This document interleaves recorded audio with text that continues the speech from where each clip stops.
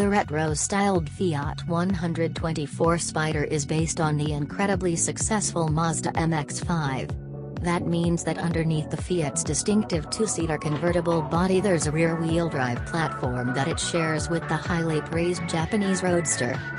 The 124 Spider name was last used by Fiat in the 1960s and 1970s, and the present model pays homage to the original car with a host of styling details. Under the bonnet there's a different engine to the MX-5, too, with Fiat using its own 1.4-liter turbocharged petrol unit that it claims will balance performance and economy better than the engines found in the Mazda. So, the 124 Spider has the same basic underpinnings as the MX-5, but how does it compare with it on the road? Is it as much fun overall, and which of the trim options would we choose? Read on over the next few pages to get our in-depth impressions of the drop-top Fiat. Thanks to a punchy little engine that delivers spurts of brisk acceleration, the 124 Spider is respectably quick, reaching 62 miles per hour in just 7.5 seconds. There's a little turbo lag, which sets you back for a moment each time you upshift, and can be annoying in traffic, but once on song the engine pulls consistently through most of its rev range. The 6-speed manual transmission's short, neat action makes it easy to stay within the ideal power band, too.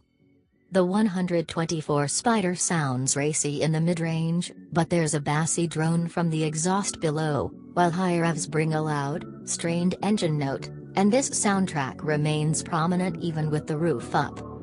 The engine's noise and spiky performance are somewhat at odds with the car's laid-back ride and handling. It soaks up bumps neatly, and the steering, which is on the heavier side and short on feedback, prefers to sweep through corners rather than attack them. Get aggressive and you'll unearth significant body roll when cornering and pronounced dive under braking, but the brakes themselves are strong and offer some pedal feel. Most noticeably in town and when cruising on the motorway, there's a fair bit of shimmying from the chassis, and, though wind noise is very well contained, road noise is noticeable over coarser surfaces. Combined with the vocal engine, this means the 124 Spider is less refined than it might be. Those familiar with the Mazda MX-5 will feel at home in the 124 Spider, because the interior design is identical, only some different finishes and equipment set it apart. All-round visibility from the driver's seat is very good, even with the roof up. In fact, the reversing camera on Lusso and Lusso Plus models is nigh on redundant, and headroom is just acceptable for 6-footers. Dropping the manual roof is a moment's work and can be done without leaving your seat. Unclip the latch, pull back and push down into place. It's also just as easy to reverse the procedure. Clear instrumentation is viewed through the chunky steering wheel that's adjustable vertically but not horizontally, with a prominent rev counter taking center stage. Seats controls are manual, too. There's no height adjustment, but it's easy to find comfort.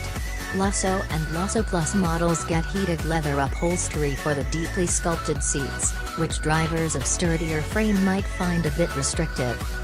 The upper swathes of the cabin are coated in soft touch plastic, with supplementary leather in Lusso and Lusso Plus.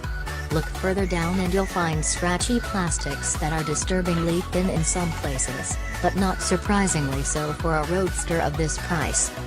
All models have leather on the steering wheel and gear lever, cruise control, a keyless start button and Bluetooth phone integration.